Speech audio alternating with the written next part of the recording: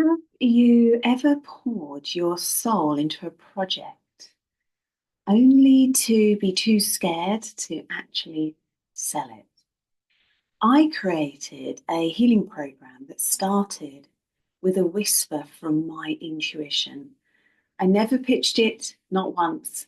So, how did my deeply personal project get featured by the one and only Dr. Bruce Lipton? This is the wild story of what can happen when you finally stop trying so hard and just trust. Hi, I'm Delith, and I'm a trauma informed practitioner and therapeutic guide.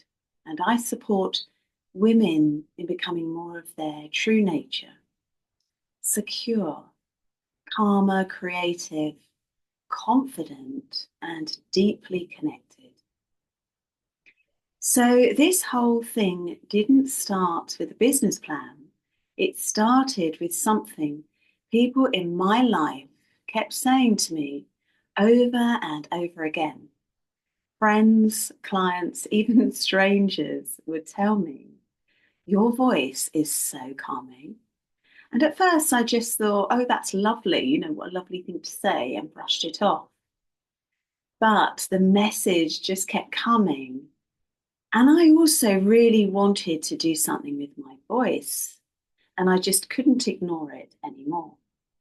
And it was that very classic nudge, that the universe starts whispering, you need to pay attention to this. This is something unique to you, and you are going to have something unique to you. And then it really hit me. A voice isn't just a sound. A voice is an energy. And a voice carries intention, presence, and healing.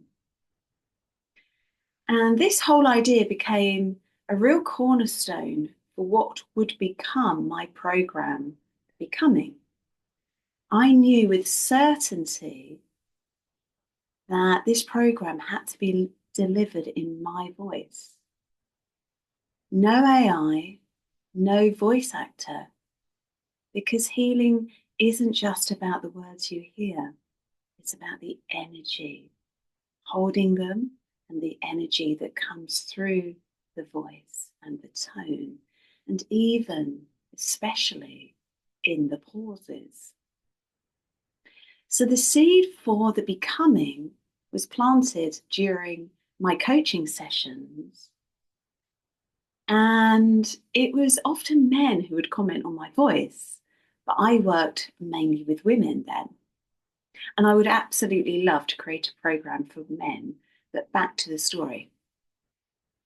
I realized that I wanted to create a program for women like my younger self, that I was talking directly to that anxious, overthinking woman I used to be, and the one who was always looking for love and safety somewhere outside of myself.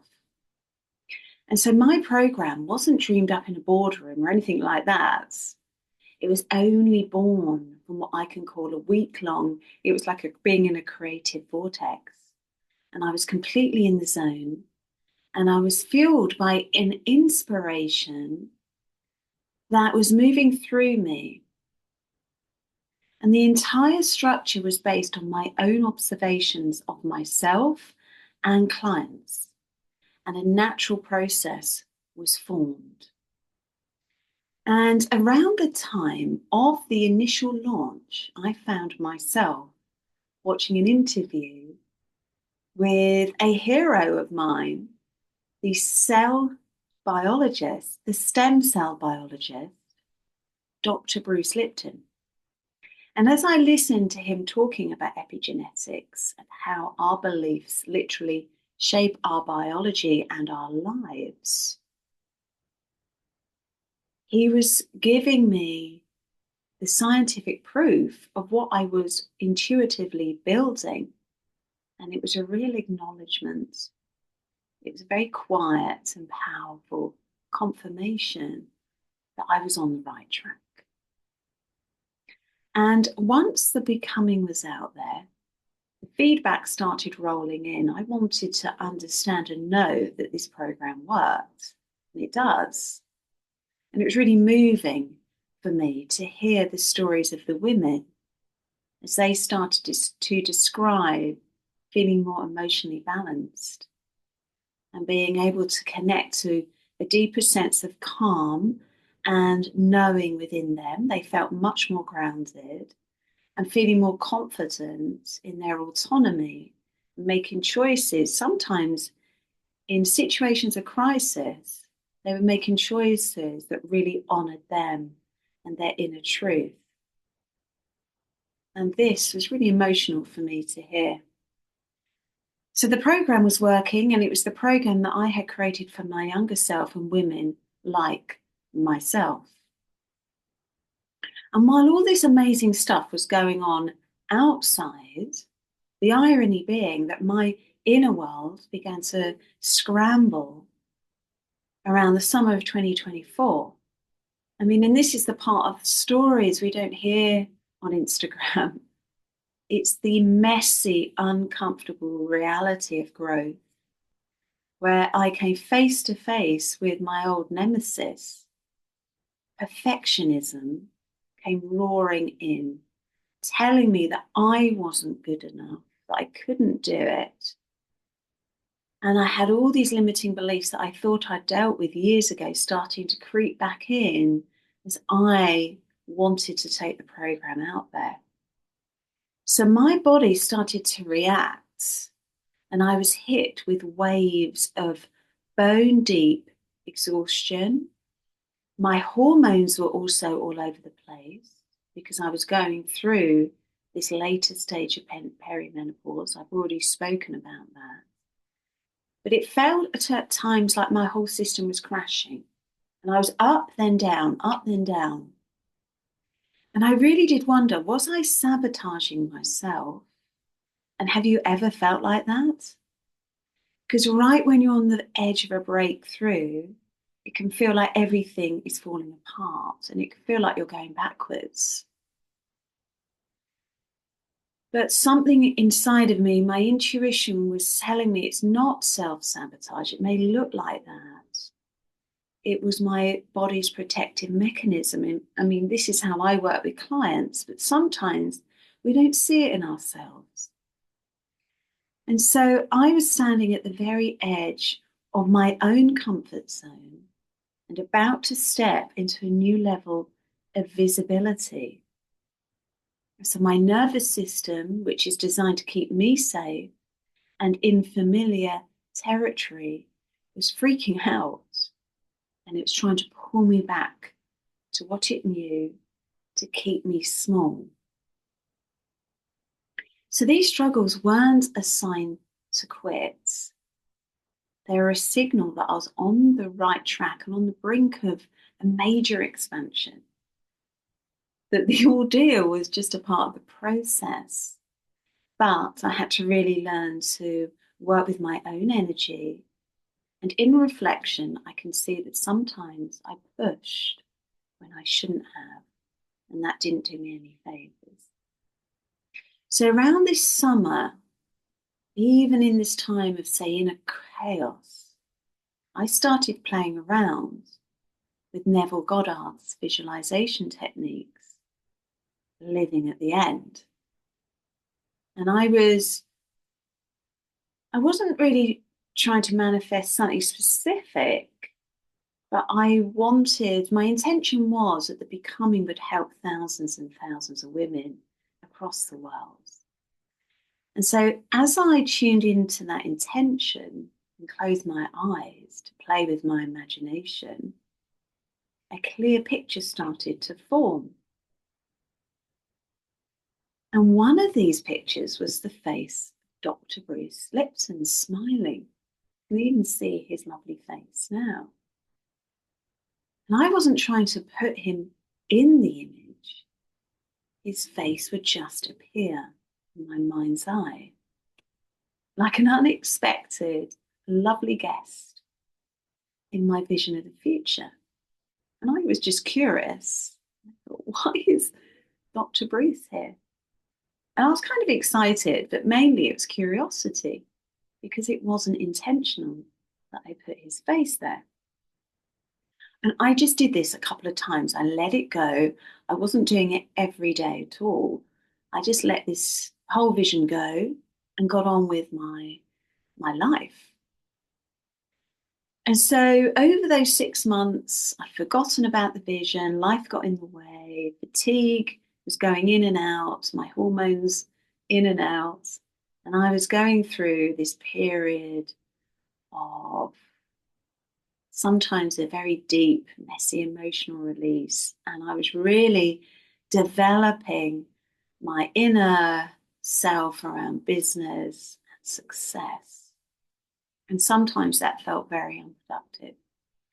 And again, I was coming up against all these very old programs of having to do it all alone and not feeling supported. And sometimes I wasn't really aware of these stories because they drop just under our conscious awareness. And one of the key parts of this story is we kind of romanticize letting go, but we don't really talk about how it feels. And there can be a lot of resistance with letting go. And that can also lend into feeling exhausted and tired. And it can feel like giving up because you're just so tired to like hold on to the dream anymore. But this is the space of surrender. And when we surrender, that's when the magic slips in. And even sharing this with you, it's really good to be reminded of this myself. It's when we stop trying to control our life.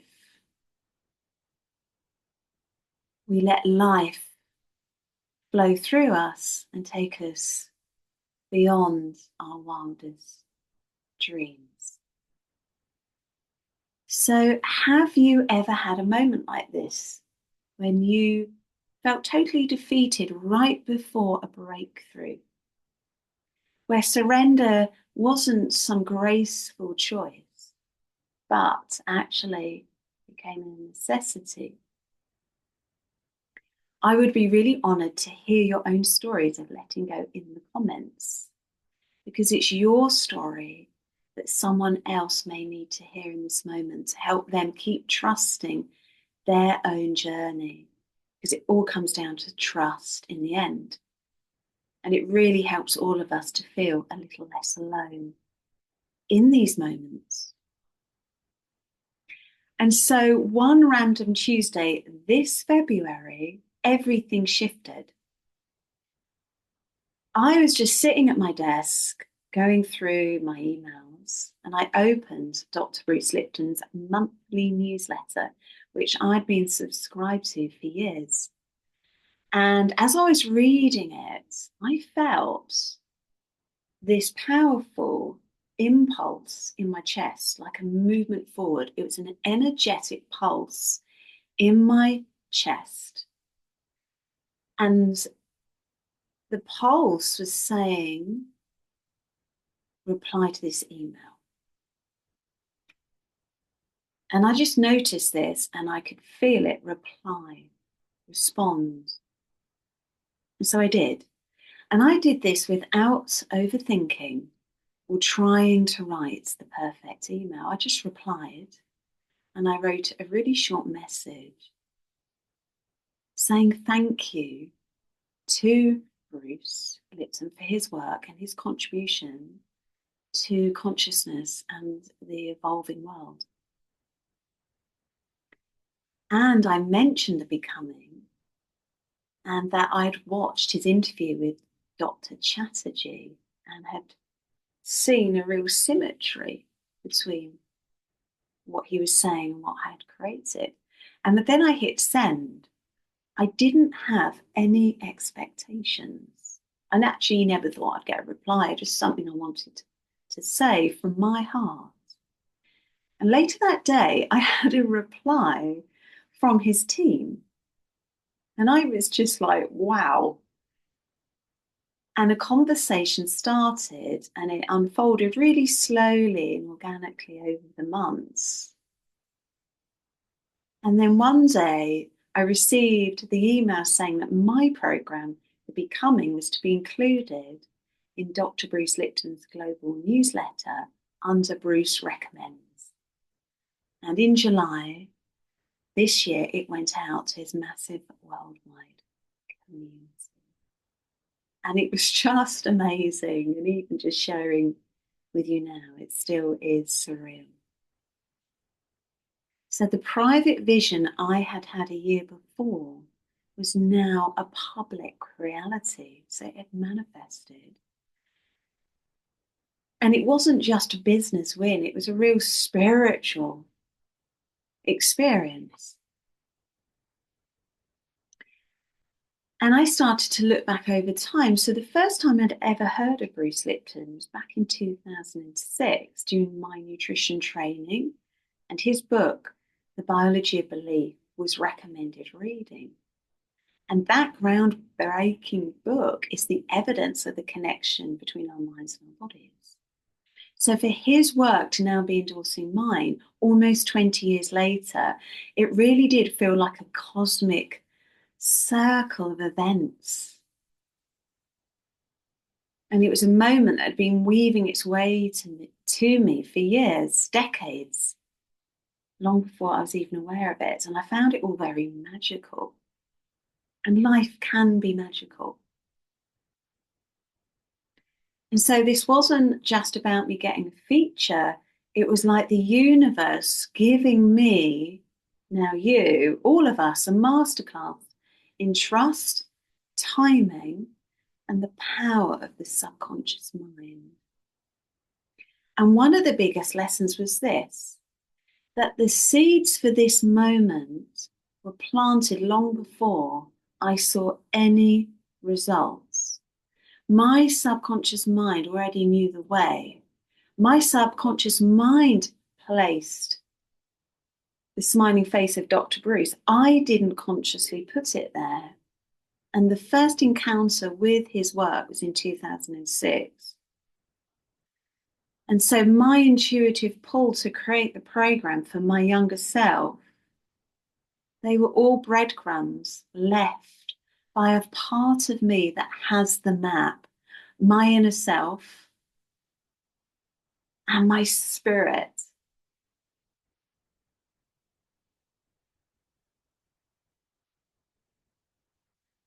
So Dr. Bruce Lipton's work speaks to this. He suggests our subconscious mind, programmed mostly in childhood, runs the show about 95% of the time. And this journey has showed me that when you line up your intuition with your actions, your subconscious mind is your most powerful ally. And your subconscious mind is interwoven and connected with your inner self. Second lesson was the undeniable power of detachment. This beautiful experience didn't come when I was hustling or trying to manifest it. It came after I had let go. It showed up in a really quiet space that I created when I released my attachment to any outcome. And it's one of the great paradoxes of creating anything. Your conscious mind will set the goal, but the magic happens when you get out of your own way and trust the process. And finally, the most human lesson of it all, that growth is messy, it's not a straight line, and it can feel painful and confusing, and the exhaustion, the hormonal chaos, the emotional breakdowns, they weren't actually signs that I was failing. They were a necessary part of my evolution.